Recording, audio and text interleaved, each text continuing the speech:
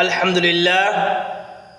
لله وكفى وسلام على عبادي الذين اصطفى أما بعد أعوذ بالله من الشيطان الرجيم بسم الله الرحمن الرحيم وقضى ربك ألا تعبدوا إلا إياه وبالوالدين إحسانا إما يبلغن عندك الكبر أحدهما أو كلاهما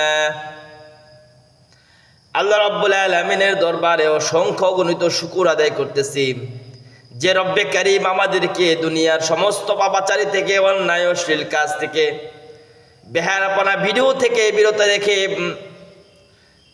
আমাদেরকে ইসলামিক একটি ভিডিও দেখার জন্য তৌফিক দিয়েছেন। সেই জন্য রব্বে কারীমের দরবারে উচ্চ আওয়াজে কালিমাতু শুকর আদায় করি, সকলেই বলি আলহামদুলিল্লাহ।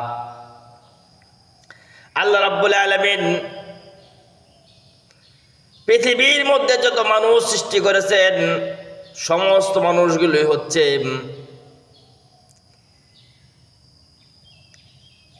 পুরুষ এবং মহিলাদের মিলনের মাধ্যমে, স্বামী স্ত্রীর মিলনের মাধ্যমে পৃথিবীর মধ্যে প্রেরণ করেছেন। সেই মিলনটা বৈধ হতে পারে, সেই মিলনটা অবৈধ হতে পারে, কিন্তু পুরুষ এবং মহিলাদের মিলন ব্যতীত পৃথিবীর মধ্যে কোন মানুষ আল্লাহ রাব্বুল আলামিন প্রেরণ করেন নাই।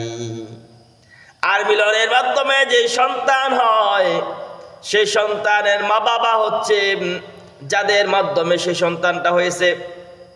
আল্লাহ রাব্বুল আলামিন সেই মাতা পিতার হক সম্পর্কে কোরআনের মধ্যে আওয়াজ তুলেছেন। আল্লাহ রাব্বুল আলামিন নির্ধারণ করে দিয়েছেন ওয়াকদা রাব্বুকা আল্লা তা'বুদু, তোমাদের জন্য নির্ধারণ করে দেওয়া হয়েছে, ফয়সালা করে দেওয়া হয়েছে।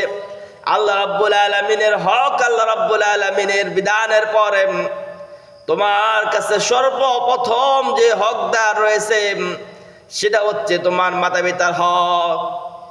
মাতা পিতার হক না আদায় করে আপনি মসজিদ মাদ্রাসা করলেও কোনো লাভ হবে না, আপনি দান খয়রাত করলেও কোনো লাভ হবে না। আপনার অর্থর মধ্যে সবচেয়ে বড় হকদার হচ্ছে আপনার মাতা পিতা। অতএব আপনার মাতা পিতাকে, আপনার মাতা পিতার খেদমত না করে, মাতা পিতার প্রতি অর্থ না ব্যয় করে আপনি মসজিদ বানান, মাদ্রাসা বানান, অট্টালিকা তৈরি করেন, মানুষকে সহযোগিতার পর সহযোগিতা করতে থাকেন, কোনো লাভ হবে না। আল্লাহ রাব্বুল আলামিনের সেই কাঠগড়ার মধ্যে আপনি আসামি হয়ে দাঁড়াতে হবে। যেরকম ভাবে একটি ঘটনা বলি, রাসূল সাল্লাল্লাহু আলাইহি সাল্লামের এক সাহাবী ছিল হযরতে আলকামা নামক, যে জানি রাসূল সাল্লাল্লাহু আলাইহি সাল্লামের সঙ্গে জিহাদে যাইত এবং রাতের বেলা তাহাজ্জুদের নামাজ আদায় করত। এবং রাসূল সাল্লাল্লাহু আলাইহি সাল্লামের সময় সে একটি উল্লেখযোগ্য একজন সাহাবী ছিল। যখন মৃত্যু শয্যায় সজ্জিত রাসূল সাল্লাল্লাহু আলাইহি সাল্লাম সাহাবাদেরকে পাঠাইলেন তাকে তালিমার তালকিন করার জন্য। কালেমা তালকিন করতেছে, কিন্তু আলকামার মুখ দিয়ে আর কালেমা আসতেছে না। রাসূল সাল্লাল্লাহু আলাইহি সাল্লামের কাছে খবর পৌঁছে গেছে, ইয়া রাসূল সাল্লাল্লাহু আলাইহি সাল্লাম আলকামাকে কালেমার তালকিন করার কথা বলেছিলেন, কালেমার তালকিন তো করতেছে, কিন্তু আলকামার মুখ দিয়ে তো কোনো কালেমা শব্দই তার মুখ দিয়ে আসতেছে না। রাসূল সাল্লাল্লাহু আলাইহি সাল্লাম জিজ্ঞাসা করলেন ওনার বাড়িতে কে আছে? বললেন যে ওনার স্ত্রী আছে এবং ওনার একজন বৃদ্ধা মা আছে। রাসূল সাল্লাল্লাহু আলাইহি সাল্লাম বুঝতে আর দেরি নাই যে ওনার বৃদ্ধ মায়ের সঙ্গে উনি কোনো বেয়াদবি করেছে, যার কারণে তার মুখ দিয়ে কালিমা আসতেছে না। রাসূল সাল্লাল্লাহু আলাইহি সাল্লাম বললেন আমি যাব আলকামার মায়ের কাছে। আলকামার মায়ের কাছে রাসূল সাল্লাল্লাহু আলাইহি সাল্লাম গিয়ে জিজ্ঞাসা করলেন আপনার সন্তানের মুখ দিয়ে কালিমা আসতেছে না, আপনার সন্তান কি এরকম অন্যায় করেছে, কি এরকম পাপাচার করেছে যে পাপাচারের কারণে আল্লাহ রাব্বুল আলামিন মুখের মধ্যে মোহর লাগিয়ে দিয়েছেন, তার মুখ দিয়ে কালিমা আসতেছে না কেন? আলকামার মা বলতেছে আলকামা তো কোনো অন্যায় করে নাই, কোনো অপরাধ করে নাই।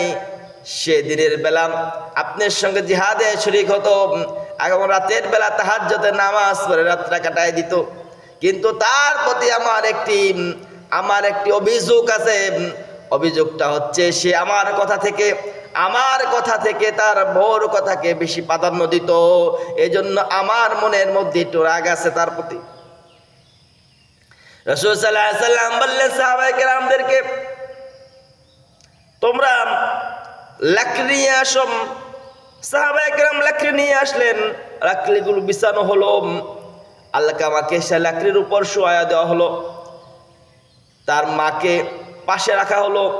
বলল যে আপনার সন্তানকে জ্বালিয়ে দেওয়া হবে, কেননা সে যখন মৃত্যুবরণ করবে, মৃত্যুর পরেও তাকে জাহান্নামের আগুনের মধ্যে জ্বলতে হবে, সেই জন্য দুনিয়ার মধ্যে জ্বালায় দিব।